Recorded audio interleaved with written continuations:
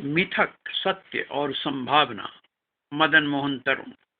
विद्वानों के मतानुसार माइथोलॉजी किसी जाति, संप्रदाय या समूह की पुरातनतम स्मृतियों, प्रकृति के अनुभवों या अनुमानों का संकलन है, जिसमें उनकी ऐतिहासिक यात्रा, परंपरा और प्रथाएं सन्निहित होती हैं।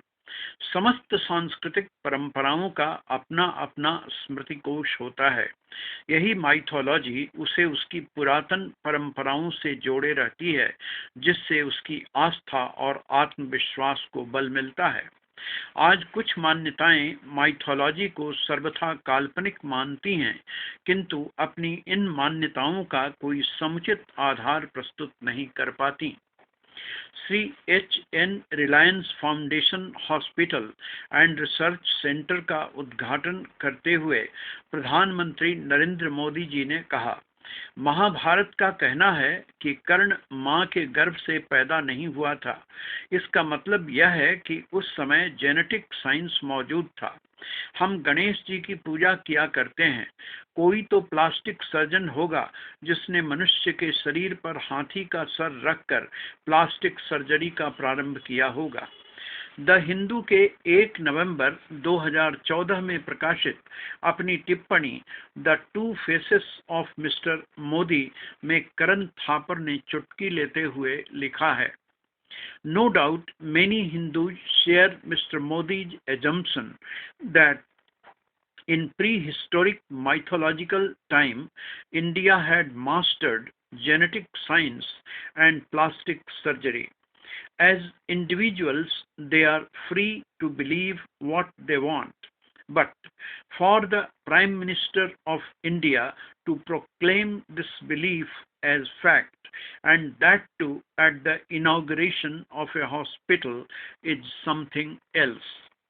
Why? This is because it is no rational to use mythology as the basis of claiming scientific achievements. First, there is no proof other than assumption the myth is true, and that is an unwarranted assumption. Second, how do you account for the fact the scientific knowledge and achievements you are boasting of have been lost, if not so long forgotten, and there is no trace of any records substantiate they ever occurred.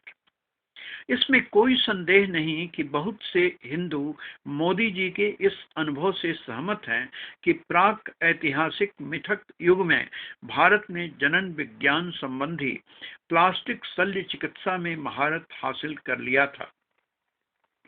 मिथक विज्ञान एक व्यक्ति के रूप में कोई इसमें विश्वास करने को स्वतंत्र है, किंतु भारत के प्रधानमंत्री के लिए ऐसी मान्यता का दावा पेश करना, और वह भी एक अस्पताल का उद्घाटन करते हुए, कुछ और ही है। क्यों? मिथक के प्रति कोई वैज्ञानिक दावा पेश करना युक्तिसंगत नहीं।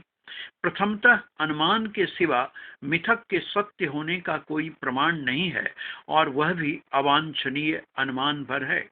द्वितीयतः जो खो गया है, जिस उपलब्धि का कोई सत्यसार शेष नहीं रह गया है, या वह कभी घटित हुआ है जिसे प्रमाणित नहीं किया जा सके, यद्यपि जिसे भुलाया नहीं जा सकता है, उसकी डींग मारना उचित नहीं होगा। यह अनुवाद है ऊपर के अंग्रेजी श्री थापर के द्वारा दिए गए संदर्भ का। करण थापर जी की यह मान्यता दूरदृष्टि के घोर अभाव का सूचक है। एक व्यक्ति अनेक भूमिकाओं में होता है। एक प्रधानमंत्री सर्वत्र राजनीतिक प्रधानमंत्री ही नहीं रह सकता। कभी वह स्वतंत्र चिंतक की भूमिका में अपने विचार व्यक्त करने के लिए स्वतंत्र है। भारत के पूर्व उपराष्ट्रपति सर्वपल्ली डॉक्टर राधाकृष्णन मात्र एक ही भूमिका में नहीं रहते थे। वे अपनी सभाओं को दार्शनिक की भांति संबोधित भी करते थे। अतः करण थापर का यह कहना कि प्रधानमंत्री का एक अस्पताल का उद्घाटन करते हुए माइथोलॉजी की बातें करना तर्कसंगत नहीं का कोई औचित्य नहीं है। प्रधानमंत्री प्लास्टिक सर्जरी की बात किसी अस्पताल के उद्घाटन के समय में नहीं कहते तो क्या किसी हवाई जहाज की फैक्ट्री के उद्घाटन के समारोह में कहते? जहां तक भारतीयों के प्लास्टिक सर्जरी या प्रजनन विज्ञान के क्षेत्र में पुरातन मिथक काल में महारत हासिल करने का सवाल है, उसे मात्र कलम की नोक से एक ही झटके में खारिज नहीं किया जा सकता। आज विज्ञान की असाधारणतम एवं अकल्पनीय चमत्कारिक उपलब्धियों को देखते हुए यह विश्वास और भी घनीभूत हो जाता है कि कभी हमारे पूर्वजों ने इससे कहीं लंबी यात्राएं तय कर ली थीं, जिनकी चर्चा मिथकीय स्मृतियों में अब भी सुरक्षित है, किंतु समय के घोरतम आलोड़न बिलोड़न में वह ज्ञान कहीं लुप्त हो गया, किंतु उसकी खोज अब भी संभव है। आज से हजारों लाखों साल बाद आज का ज्ञान भी लुप्त हो जा सकता है, और तब भी कोई करण थापर होगा जो गर्दन हिलाता हुआ चरबित चरवन करता हुआ कहेगा, नहीं नहीं, यह तो असंभव है।